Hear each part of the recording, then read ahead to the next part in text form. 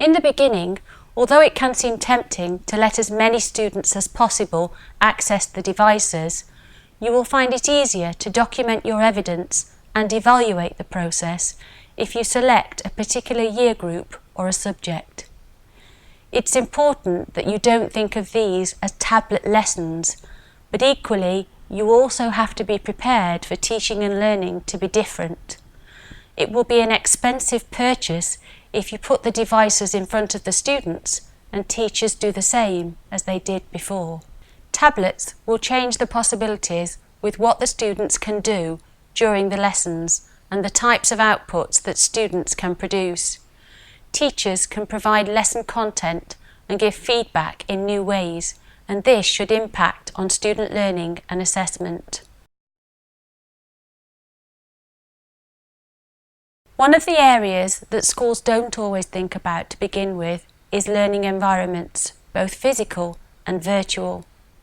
Tablets are mobile devices, and depending upon the setup in your school, it can mean that students need more space or different spaces to learn. The CCL project showed that one of the biggest restrictions can be wireless connectivity. Some schools are still struggling with reliable access in only certain areas of the school or for a small number of devices.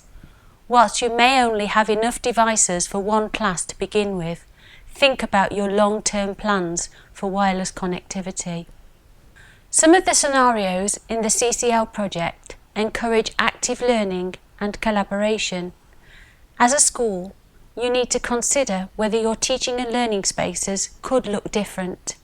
Indeed, you may find some inspiration from the future classroom lab. Ideally, you should think about how the students can work together and how the teacher can work with smaller groups. In terms of the virtual learning environment, this is something that lots of schools forget to take into consideration from the beginning. They often think about it further down the line, and by which time teachers and students will have introduced different ways to share and save lesson content and resources. You have to consider as a school how your students will access lesson content and resources, and where they will upload and save their work to. You will also need to look at which applications and tools students use to collaborate and communicate. There are different possibilities for this, but the key for schools is to have a standard. This will help your teachers and students to be consistent and transparent.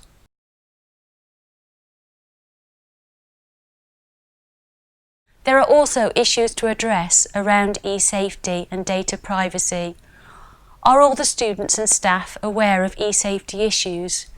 Do you have school policies and procedures in place to advise your staff and students about e-safety and data privacy?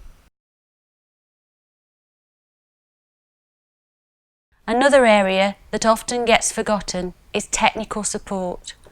Who in your school is responsible for sorting out the maintenance of devices? Who will support students and teachers in class?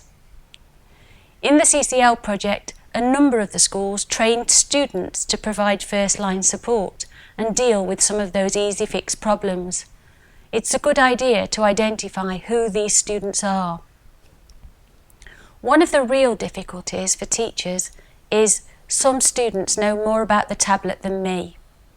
The reality is that this might be the case, but you have to identify 2 student tablet experts in each class and give them a responsibility to support your staff. From the beginning of any tablet implementation programme, you need to involve parents. Keep a note of the kinds of questions they ask.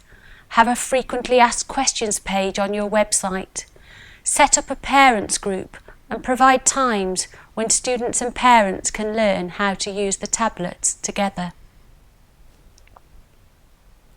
You also need to decide if the students are going to be able to take the devices home.